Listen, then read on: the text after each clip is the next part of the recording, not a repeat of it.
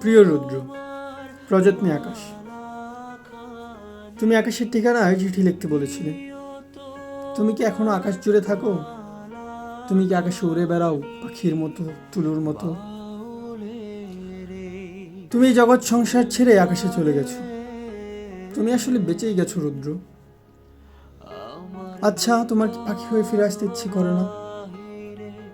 তোমার সিন্দ্রা রোডের বাড়ি, সেই নীলক্ষেত, শাহবাগ, লালবাগ, পুরীবাগ চষে বেড়াতে ইচ্ছে তোমার হয় না, এই আমি বিশ্বাস করি না। ইচ্ছে ঠিকই হয়, পারো না। অথচ এক সময় যা ইচ্ছে হতো তোমার তাই করতে। ইচ্ছে যদি হতো সারা রাত না ঘুমিয়ে গল্প করতে করতে।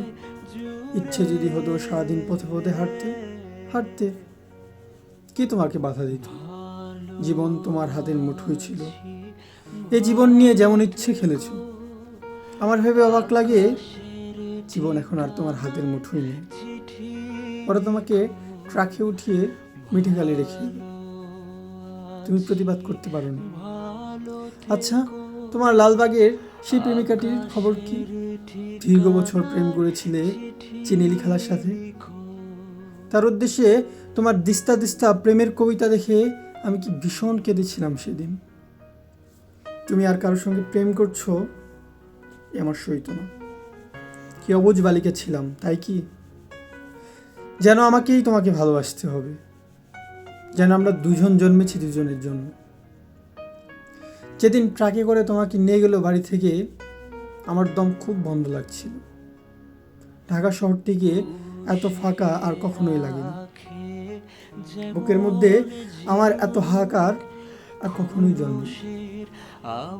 আমি ঢাকা ছেড়ে সেদিন চলে গেছিলাম ময়মনসিংহে। আমার ঘরে তোমার বাক্সবর্তী চিঠিগুলো হাতে নিয়ে জন্মের কান্না কেঁদেছিলাম। আমাদের বিচ্ছেদ ছিল 4 বছরের।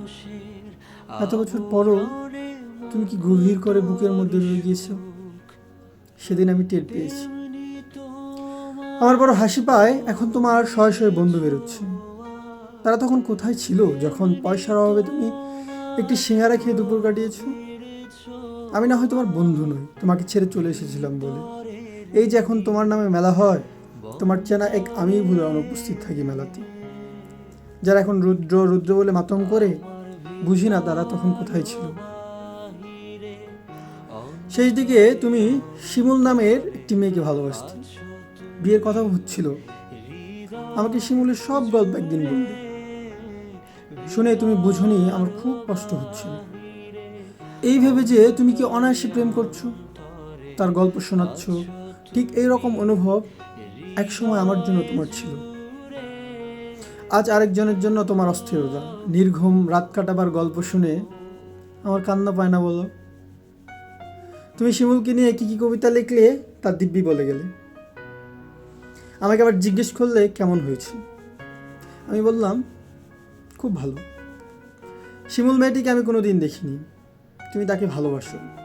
যখন নিজেই বললে তখন আমার কষ্টটাকে বুঝতে দিইনি। তোমাকে ছেড়ে চলে গেছি ঠিকই, কিন্তু আর কাউকে ভালোবাসতে পারিনি। ভালোবাসা যে যাকে তাকে বেলোবার জিনিস নয়। আকাশের সঙ্গে কথা কথা হয় রোজ, কষ্টের কথা, সুখের কথা। একদিন আকাশ বড় জ্যোৎস্নায় গা ভেসে যাচ্ছিল আমাদের। তুমি 2-4টি কষ্টের কথা নিজে বলে নিজের একটি গান শুনিয়েছিলে। ভালো আছি ভালো থেকো, আকাশের ঠিকানায় চিঠি লিখো। মংলায় বসে এই গানটি লিখেছিলে। মনে মনে তুমি কার চিঠি চেয়েছিলে? আমার, নীলি খালার, শিমুলের নাকি অন্য কারো? অনেকদিন ইচ্ছে তোমাকে একটি চিঠি লিখি।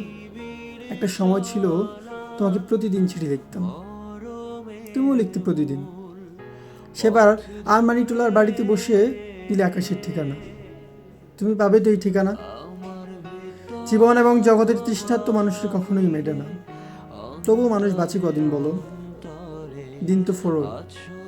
আমার কি দিন ফুরুচ্ছে না? তুমি ভালো থেকো, আমি ভালো নেই। ইতি সকাল। আমাকে তুমি সকাল বলে ডাকতে। কতকাল ওই ডাক শুনি না। তুমি কি আকাশ থেকে সকাল আমার সকাল বলে মাঝে মাঝে ডাকো? তাকে আমি ভুল শুনি।